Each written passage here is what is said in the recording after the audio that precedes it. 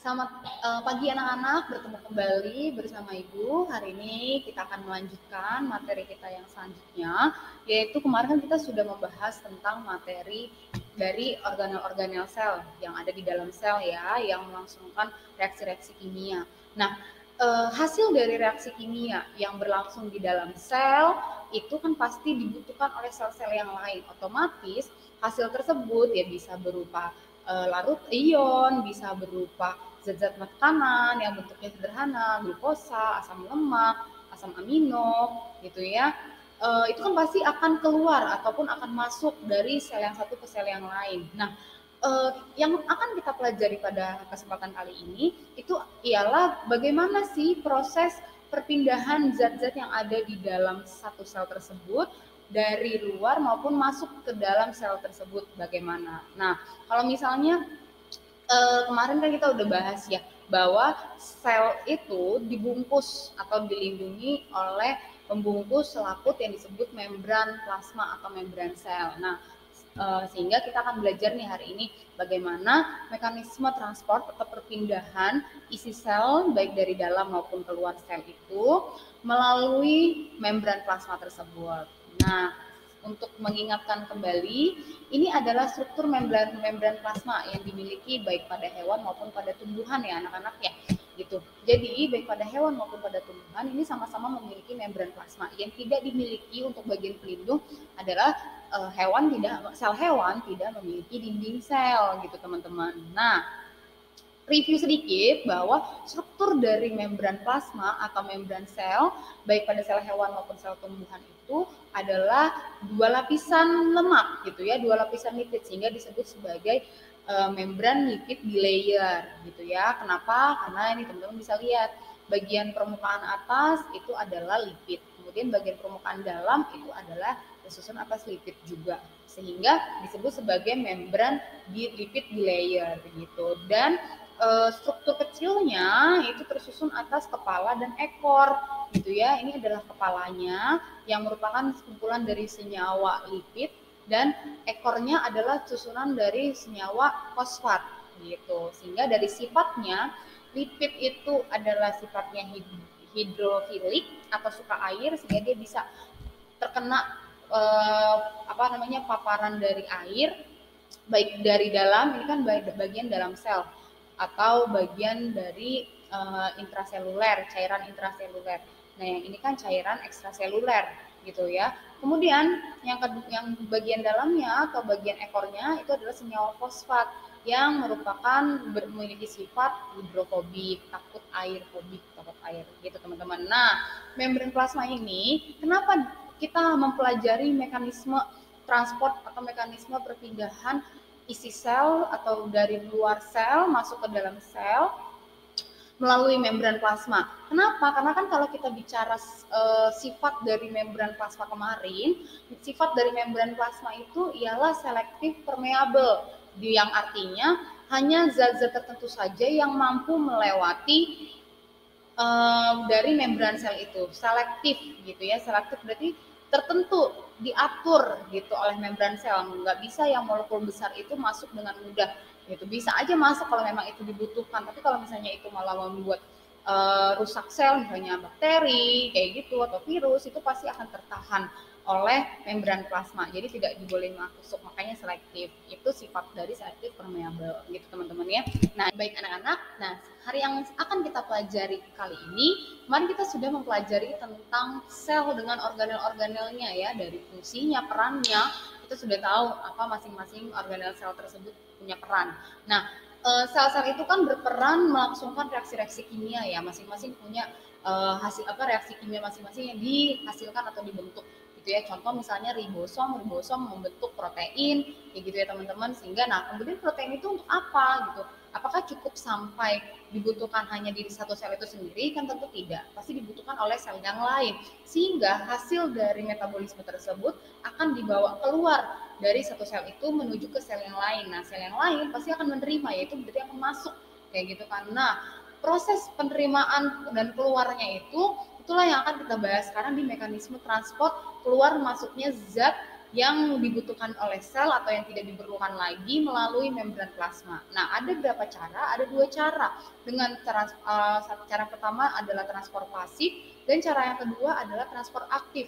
Yang mana kedua cara ini berdasarkan kebutuhan adanya energi. Apabila yang masuk atau keluar adalah zat yang kecil molekulnya seperti itu, sehingga masuk dalam kategori transfer pasif. Karena kenapa? Karena transfer pasif itu adalah perpindahan molekul atau ion tanpa menggunakan bantuan energi dari sel, gitu teman-teman. Jadi perpindahannya langsung secara spontan gitu ya, dengan cara dari berdasarkan perbedaan konsentrasi dari konsentrasi rendah ke konsentrasi tinggi, begitu sebaliknya dari konsentrasi tinggi ke konsentrasi rendah gitu. Nah, kemudian untuk transfer aktif adalah perpindahan molekul yang membutuhkan bantuan energi dari sel itu sendiri. Teman-teman kalau nanti sudah punya buku, teman-teman bisa lihat buku paketnya halaman 22 gitu ya teman-teman, karena di sini udah jelas banget, bagus banget terteranya gitu. Jadi teman-teman hanya tinggal baca lagi gitu. Nah, perpindahan tersebut terjadi meskipun menentang adanya perbedaan konsentrasi. Tadi kan kalau misalnya transfer pasif yang penting dia berasal dari konsentrasi tinggi ke konsentrasi rendah gitu. Tapi kalau misalnya transfer aktif kan umumnya harus tinggi ke rendah, tapi dia bisa berpindah dari rendah ke tinggi. Caranya gimana? Ya berarti dengan bantuan energi gitu. Nah, apa-apa aja yang masuk dalam kelompok transfer pasif itu terdiri dari 3 cara. Ada dengan cara difusi difasilitasi, atau berfasilitas, dan osmosis. Ini adalah perpindahan-perpindahan molekul atau ion yang prinsipnya dari konsentrasi tinggi ke konsentrasi rendah gitu teman-teman. Kemudian yang kedua, transfer aktif. Transfer aktif itu yang butuh energi, ada dengan cara transfer aktif primer dan sekunder gitu ya, atau membutuhkan ada pompa namanya ya, ada bantuan protein integral, itu namanya disebut sebagai pompa NaK atau pompa natrium kalium gitu. Kemudian ada dengan cara endositosis dan eksositosis.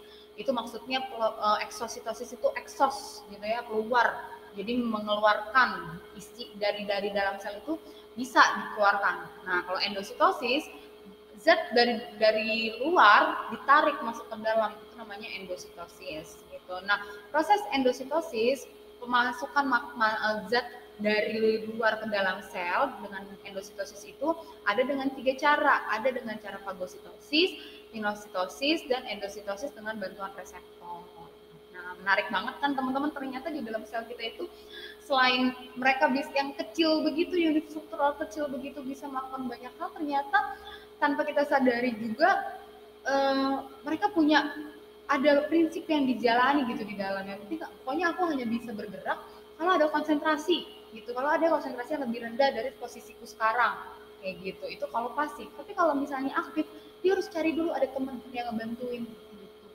Ya berarti kita balik lagi, ketika kita belajar biologi itu rasa syukur, rasa makin percaya bahwa Tuhan kita itu benar-benar sudah meng-create kita sedemikian rupa sampai ke bagian-bagian terkecil dari tubuh kita itu dibentuk sedemikian rupa gitu teman-teman ya. Oke, anak-anak, kita lanjutkan ya. Jadi bagaimana sih prinsip dasar pada proses transport zat melalui membran? Itu ada 3 prinsip ya teman-teman ya. Yang pertama, setiap molekul itu memiliki kecenderungan untuk menempati ruang dengan merata. Maksudnya apa? Jadi contohnya misalnya kalian sederhananya nih, kalian mau diem-diem pergi gitu ya. Kalian pakai parfum gitu. Lalu padahal kalian pakai parfumnya di dalam kamar. Tapi pas kalian buka pintu kamar, orang yang ada di rumah kalian dekat dengan area kamar kalian langsung nyium, mau pakai parfum ya, mau kemana kayak gitu. Itu maksudnya apa? Jadi parfum itu kan adalah zat yang memiliki konsentrasi yang lebih tinggi dibanding udara sekitarnya, sehingga ketika parfum itu disemprotkan dan ada di satu tempat yang pasti di kamar itu sudah memiliki konsentrasi tinggi terhadap parfum, pas dibuka pintu dan bertemu dengan udara di luar ruangan, pasti dia akan bergerak menuju ke bagian yang lebih konsentrasinya lebih rendah lagi, sehingga orang yang posisinya dekat kamarmu pasti akan mencium. Itu maksud dari akan menempati ruang dengan merata seperti itu teman-teman. Dan yang kedua, molekul itu pada umumnya konsentrasinya tinggi, memiliki tekanan lebih besar gitu. Jadi ketika konsentrasi zat parfum tadi yang lebih tinggi, pasti tekanannya lebih besar sehingga dia akan bergerak, akan melakukan pergerakan menuju tempat yang lebih rendah kayak gitu. Nah, setiap molekul mempunyai kecenderungan untuk bergerak karena mengandung energi kinetik itu tadi. Jadi bagaimana cara berpindahnya? Ya karena ada energi kinetik tadi, perpindahan tadi gitu teman-teman ya. Nah, kita masuk sekarang ke penjelasan dari setiap transfer gitu ya. Yang pertama kan tadi kita tahu bahwa ada transfer pasif dan ada transfer aktif. Transfer pasif itu kan adalah perpindahan molekul atau ion yang tanpa membutuhkan bantuan energi, jadi bisa melakukan perpindahan secara spontan. Nah, menurutmu tadi kalau misalnya parfum gitu-gitu itu butuh energi nggak sih untuk berpindah? Enggak ya, itu berarti melakukan perpindahannya pasif gitu. Tapi kan itu kan hanya bicara tentang tekanan di udara gitu ya. Tapi kalau di dalam sel kita bisa membahasnya. Yang pertama adalah difusi. Teman-teman tentu pasti tahu dong arti dari difusi, karena sebelumnya mungkin Ibu udah pernah ya bicarain tentang difusi gitu, teman-teman. Jadi difusi itu adalah proses perpindahan molekul, zatnya ialah zat terlarut gitu teman-teman. Jadi proses perpindahan molekul zat terlarut atau gas dari konsentrasi tinggi ke konsentrasi rendah. Nah, berarti gas tadi, spray parfum tadi itu merupakan proses difusi tanpa bantuan energi gitu teman-teman. Nah, maksudnya zat terlarut itu ya berarti adalah zat yang memang jadi zatnya yang dilarutkan kayak gitu. Nah, berarti pelarutnya siapa ya? Air misalnya kalau di dalam sel. Nah, yang berpindah itu adalah terlarutnya. Jadi diingat ya kata kuncinya ya, difusi itu adalah proses perpindahan molekul zat terlarut dari konsentrasi yang tinggi ke konsentrasi yang rendah. Contoh sederhananya apa teman-teman? Betul, contoh sederhananya adalah gula, ya kan ya teman-teman ya. Gula itu kan misalnya kamu masukin ke dalam air. Gula itu misalnya kalau bikin teh itu sebenarnya tanpa bantuan air panas, gula itu pasti larut. Kenapa? Karena kan terjadi perpindahan konsentrasi. Cuman karena prosesnya ingin cepat kan supaya cepat larut, makanya dengan bantuan panas gitu. Tapi kalau mau sabar diaduk-aduk atau ada gerakan tekanan dengan sentuhan, itu pasti hancur dan pasti akan larut. Akhirnya seluruh gelas yang isi air itu akan terasa manis gitu. Itu namanya difusi teman-teman ya. Ya, bersifat larut dalam lemak atau lipid dan menembus lipid bilayer. Ini mampu menembus lipid bilayer teman-teman tadi dengan cara spontan tanpa butuh bantuan energi. Kemudian membran selnya permeabel terhadap molekul larut lemak. Contohnya ada steroid, vitamin A, D, E, dan K, serta bahan-bahan organik yang larut dalam lemak gitu teman-teman. Dan membran sel juga permeabel terhadap molekul anorganik seperti oksigen, CO2, HO, dan hidrogenoksida. Itu teman-teman. Oke, ini gambarnya. Ini adalah contoh dari difusi, gitu ya. Tadi gula tadi ya teman-teman ya. Jadi kalau misalnya di molekul gula dimasukkan ke dalam segelas air, gitu kan, akhirnya seluruh air akan terasa manis. Inilah prinsip difusi. Dan yang kedua adalah mekanisme difusi difasilitasi yang merupakan prinsip transport pasif ya. Nah, maksud dari difusi difasilitasi ini sebenarnya sama seperti difusi, yaitu terjadinya perpindahan konsentrasi dari konsentrasi yang tinggi ke konsentrasi yang rendah. Zat apa yang berpindah masih sama, yaitu zat terlarutnya. Jadi zat ini dapat berpindah melalui membran plasma, itu melibatkan protein pembawa atau protein transporter. Makanya disebut sebagai difusi difasilitasi. Jadi ada fasilitas yang membantu untuk terjadinya perpindahan zat terlarut tersebut dari konsentrasi tinggi ke konsentrasi rendah. Contohnya apa? Contohnya zat apa yang berpindah dengan bantuan ini? Contohnya adalah asam amino, glukosa, dan beberapa garam mineral.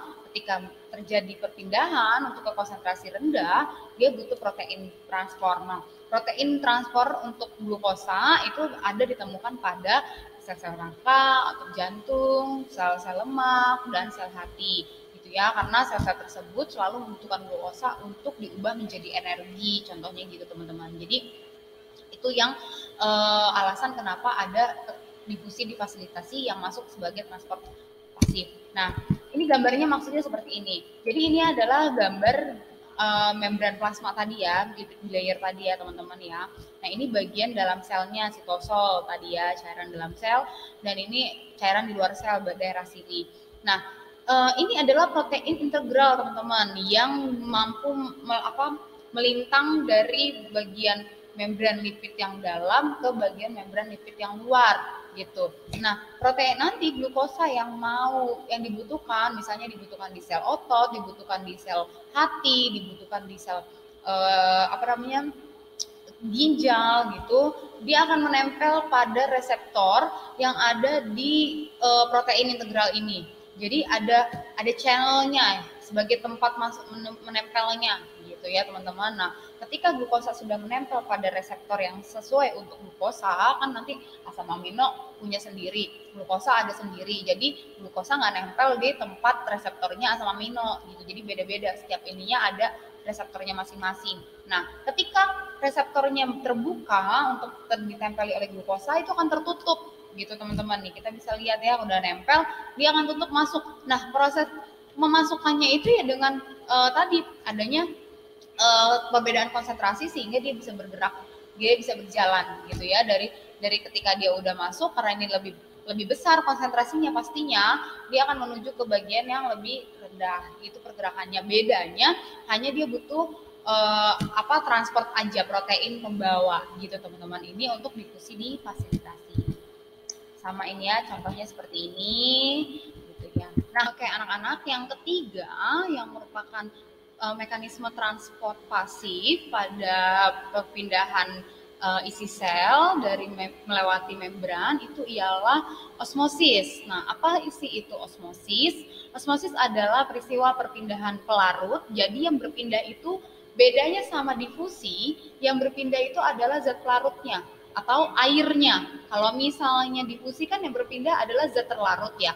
Yang berpindah adalah zat terlarut, tapi kalau misalnya osmosis yang berpindah zat pelarutnya atau cairannya atau airnya. Dari mana? Sama, dari konsentrasi yang besar ke konsentrasi yang kecil atau dari konsentrasi tinggi ke konsentrasi kecil melalui membran semipermeabel. Kalau misalnya tadi difusi itu langsung spontan tanpa adanya penghalang gitu ya. Jadi di dalam sel itu sendiri pun bisa melakukan peristiwa difusi, tapi kalau osmosis itu harus melewati membran semipermeabelnya.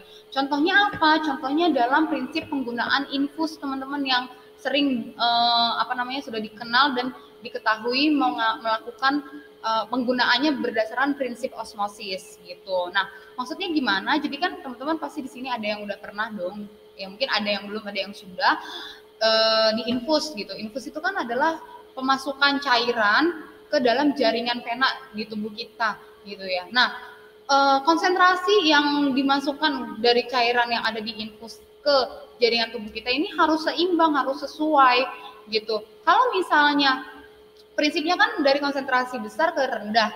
Kalau misalnya dia sangat tinggi, bisa menyebabkan terjadinya perbedaan tekanan gitu. Tapi kalau dan akhirnya merusak jaringan juga. Kalau misalnya terlalu rendah, apa yang masuk itu lebih rendah dari sel yang ada di dalam tubuh kita, yaitu contoh sel darah kan, untuk jaringan darah kita ya kan, hasil infus itu gitu. Ternyata lebih rendah. Apa yang terjadi? Otomatis dari sel darah kan akan keluar ya.